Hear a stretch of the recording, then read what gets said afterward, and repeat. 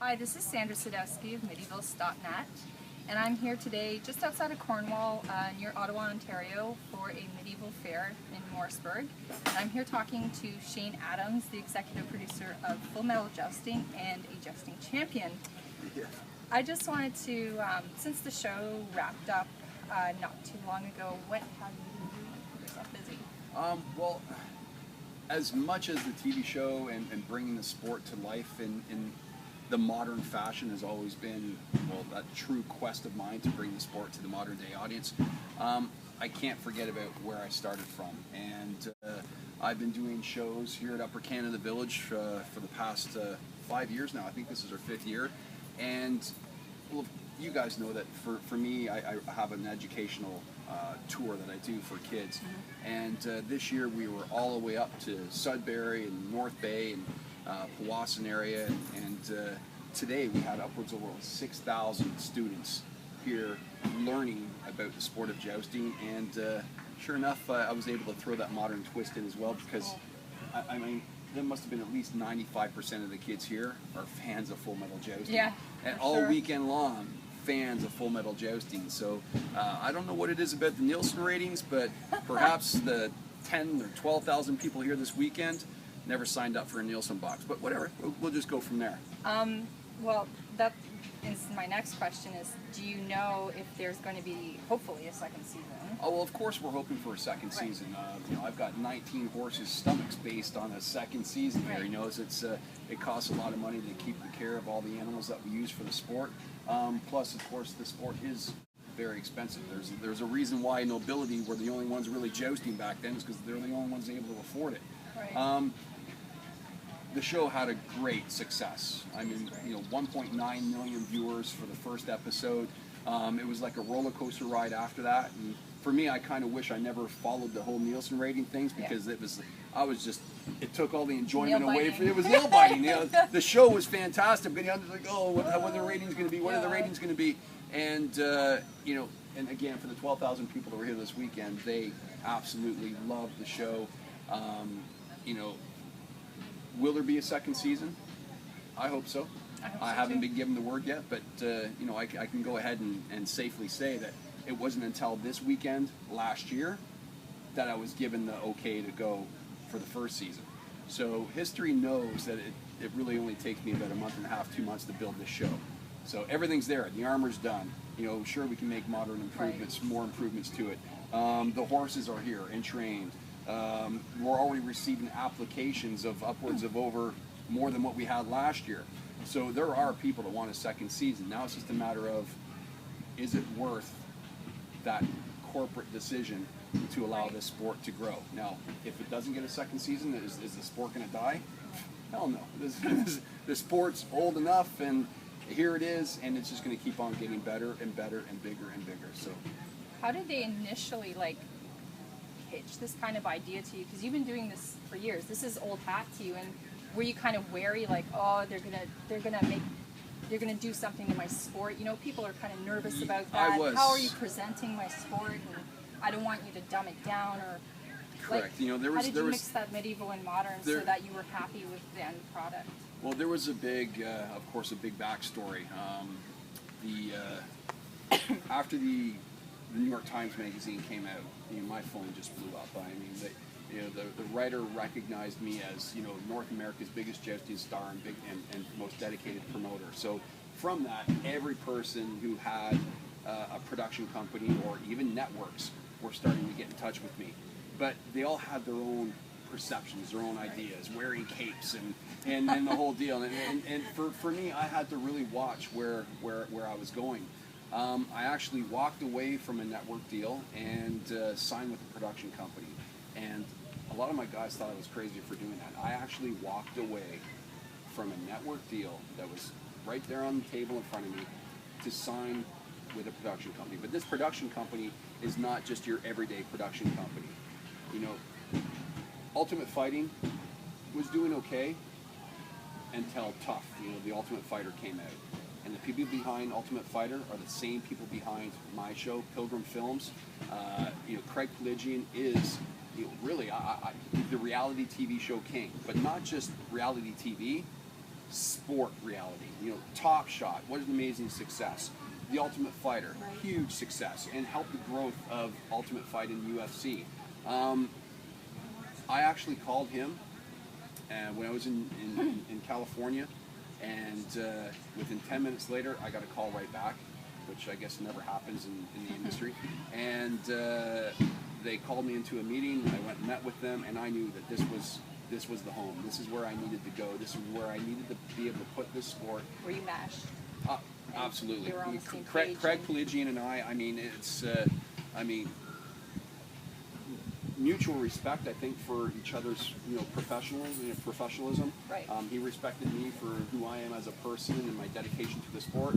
And of course, I've got to give respect to Craig Pelagian for building the company he's built and the shows that he's been able to produce. Like, it's hands down. And let alone, the guy is dedicated and serious, and I needed somebody like Craig Pelagian and his company to back my childhood dream. And I basically told him, my life is now in your hands, and my childhood dream is in his hands. And for me, that's been a hard thing. To walk away from control really was a hard thing for me to do, because I've created all of this. I helped build the sport, and I guess I'm the main driving force behind the sport of real full contact jousting. No balsa wood lances, no choreography, no theatrics, just real hardcore jousting basics. I was going to ask, speaking of the theatrics, so I noticed at the end you had, in the show, you had Josh and Matt, and even Josh Avery, who learned from Josh Knowles. Yeah. They're all theatrical guys. And Correct. I was wondering, sort of a two-parter. One, they seem to come into it with an advantage, and when you start watching the show, you're not sure, like, are the jumping guys, or, like, Rope was, I think, a steer.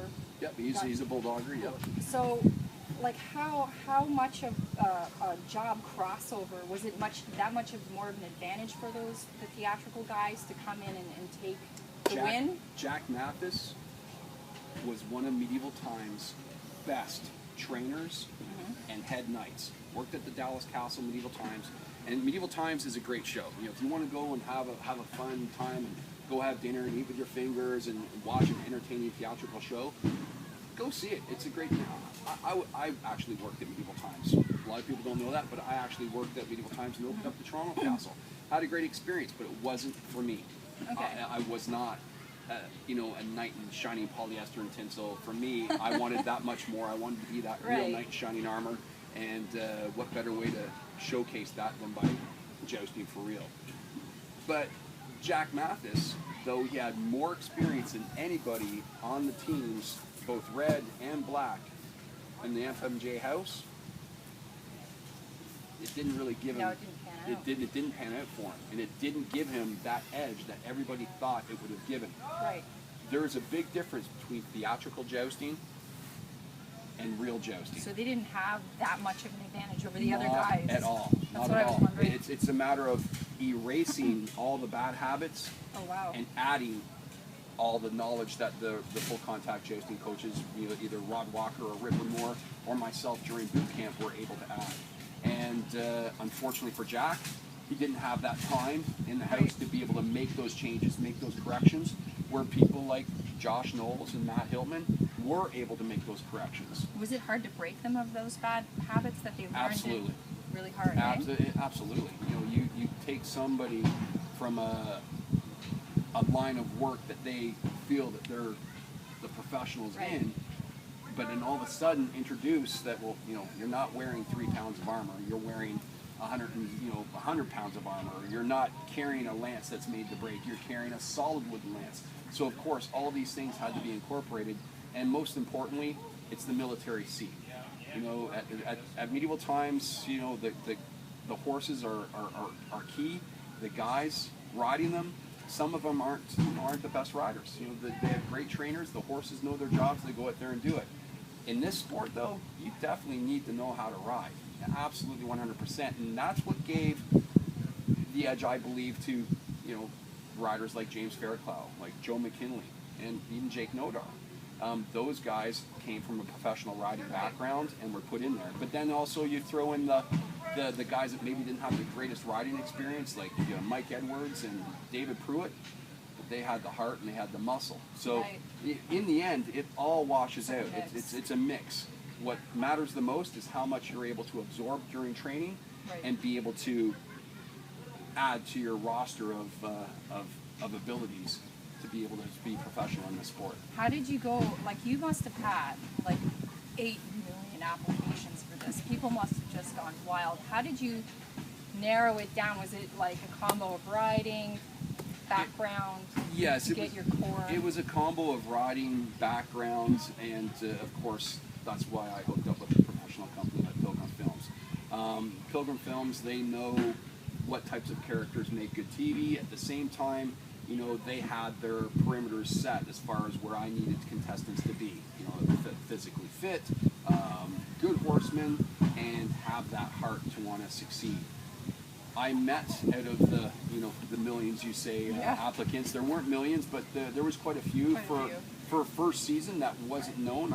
There's way more now than what there was first season. I can imagine. But you know, I met 50 of the contestants or 50 applicants in LA, and we had a selection process. We only have a certain amount of time to be able to get these guys ready. So I chose 30 of those guys to come to a boot camp. In 3 weeks, 10 guys a week, we gave these guys an intense training program to follow and endure. Yeah. And let me tell you, at the end, it was pretty easy to come up with 16 guys for the show, because I mean, I had bodybuilders, I had, you know, big guys, I had tough guys, basically leave in tears after just the second day of training, and that's how intense this camp actually was. So, you know, and that's why, you know, sometimes you know, it's very difficult for me to see guys leave the show, because you could see their dreams just like in their eyes, just crushed because of the misinformation out there in the world about how difficult jousting is. You know, there's jousting companies out there that'll take Joe Blow off the street and train him to be a jouster, say, oh yeah, you're a professional jouster. Then they come to me, they don't even know how to ride a horse properly, let alone carry a lance. So, but of course, those jousting companies are out there taking the money for training, and for me, you know, I'm very selective on the people I train, because these people that go out there aren't just representing me, they're representing the sport of jousting. No, for sure. One of the things I meant to ask you is, because we were watching the joust today, is the armor. The armor was different. You guys used a more, I guess, historical looking armor. And, like, was that the company saying, okay, you know, we got to modernize it for safety reasons, or like, did you take issue with that, or would you have preferred them riding around in the stuff that we saw today? Well, of course, for me, even with the sport of jousting, for me, my persona, my dream of knights wasn't even full plate. It was actually more chainmail, shield, like the down to basics of when jousting first started after the Battle of Hastings in the year 1066. That was my, you know, vision of a knight in shining armor. But even with the light armor system that you know, that I created and helped develop and build into a sport, wasn't really capturing the audience's attention. And if you're going to make a sport, unfortunately, you still need to have the audience to come and see it, because that's what brings sponsors, that's what brings media, and that's what brings the attention. The heavy armor aspect, I had to study up on. I had to get a suit. I had to rebuild that sport as it already existed and build it into a more of a traditional but yet still modern theme. But then we came to the TV show, and you know, in 2005 I left Canada after the Calgary Stampede. I won this Calgary Stampede, you know, big silver belt buckle, and I don't know how much money it was, prize like $10,000 in prize money or whatever. And I left Canada as a champion to go down to the States to promote the show, promote the sport of jousting at certain Renaissance festivals. And our show was unlike other Renaissance festival shows in the circuit, because, well, we jousted for real. And even though our guys played a character or played a persona, in truth, they actually played themselves. And it was more of a sporting aspect of it, more of a modern day UFC match, or a modern day, you know, commentating and stuff. yes, we had my lords, my ladies, and all that sort of stuff, and we handed favors to the crowds and all that stuff. You have to at those functions, but in the end, the jousting, that's when our show turned into the real thing, and people stayed. Whereas in past, most crowds, well, okay, I saw the jousting show and leaving and not coming back. Right. Well, our crowds got bigger and bigger, and then the next weekend, bigger and bigger and bigger, and some of these festivals, I'm now 12 years, 12 years from then to now, I'm still jousting at those same festivals, and there's a reason for it. It's because of the sport. So yes, this Upper Canada Village is a medieval festival, so we're using traditional armor. Right. But we're doing it in a way that we're still able to show the audience that it is a modern day sport. Now with the show for Metal Jousting, yes, I knew that we were going to have our fans from the medieval festivals or from the Renaissance festivals. Our fans love jousting. But people outside of the Renaissance festivals and the medieval festivals that are out there, that look at jousting, think it's just a dinner show, we had to give them an idea of a modern day sport, a revised sport. So, if I rode out on the TV with my plumes and my traditional suit of armor, it's just another Renaissance festival. But when we changed the design of the armor and gave it that modern day facelift, all of a sudden it's like, oh, wait a second, this is a new modern thing. And even though it's not a new modern thing, it's a 1,000-year-old sport, the audiences that have never been to a Renaissance festival would now turn on that TV to actually watch the sport of jousting. Were you worried when they transferred the armor into this new look that it was going to still retain the safety of the stuff you're used to? Because I mean, that must have been a concern, right? That the stuff still stood up to the test of hitting each other. Absolutely. But you go over there and look at those suits. Well, it's still a breastplate. It's still a backplate. It's still a complete cuirass. They still have cuisses. They still have greaves. They still have arms and your van brace and elbow cup and rear brace. They still have spoilers. They still have the gridded grand guard. It's still armor. It's real armor. It's just been given a facelift. So as far as safety is concerned, well, of course, my main concern was that these guys were amateurs. They didn't know what they were getting into. Even the guys that worked at the dinner show were theatrical jousters, and there's a big difference. So one of the big questions was, how are we going to prevent these guys from breaking their necks? And it's like, well, so that's why I incorporated that new design with the helmet actually locking into that gorget.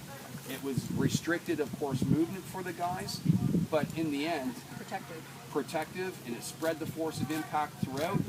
They weren't just, crashing down on their necks. They were crashing down, and the armor was doing its job and absorbing the impact. So, yes, there are those modern day influences like neoprene padding and wrist braces and closed cell foam padding and mouthpieces. I'm telling you, if Jack Mathis actually wore his mouthpiece, he might have done a better job up against Jake Nodar in his first match. But it was his choice. Now that the show is wrapped up and everything, jousting has just exploded in popularity. How are you finding it now on the circuit after the show's closed off? Are you getting more people interested in coming to you and going, hey, I want to actually joust for real, can I join your group? And like the Knights of Valour and stuff, or are you turning a lot of people away? Or well, and I'm not turning people away, and I know I've probably received well over 100 emails of people wanting to get training from me. And the only thing I can actually tell those guys and girls, that if they're wanting to be trained from me, just hold on. Don't go and jump into the first training camp that you find that pays you any attention. I've tried to send emails back. People have to understand that I am super busy, but I am going to put training clinics together to be able to help those people find that they can live that true childhood dream and be trained properly and professionally. That's fine. That's just Jefferson. That's Jefferson from the show right there. Yeah, a lot of people There's Jefferson from Full Metal Jousting. Right here, Jefferson. We got Crispin right here. With That's his right. hairdo. But so when these clinics, you're going to start them soon, and then people can sign up. Absolutely. And as far as bringing attention to the sport of jousting, yes, we're getting a lot of fans now coming to medieval festivals and Renaissance festivals just to see people that have been involved with that program for Metal Jousting. I've got James fair, Kyle, here this Yeah. weekend, and riding in traditional armor, learning the tools, learning the trade, and in a couple of weeks I'll have Matt Hiltman. In a couple of weeks after that I'll have Josh Avery. So slowly but surely the Knights of Valor has now opened the door for the contestants from the first season to be able to have that chance to come and compete. So where can they find you guys if people are interested in coming to see you, or what's the website that they can see you guys on and check it out? Of course, it's knightsofvalor.ca or knightsofvalor.com. And ironically, though, I have had no time to even do my own website.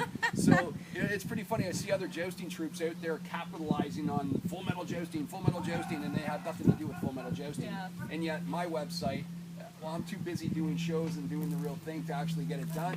It may not be the smartest business decision on my part. I should have actually had somebody doing that. But if people are in search of the truth, they'll find it, and hopefully they'll find me. Thank you so much for taking the time. Awesome, guys. Thanks, guys. And Thank you, everybody. Shane Adams, thank you.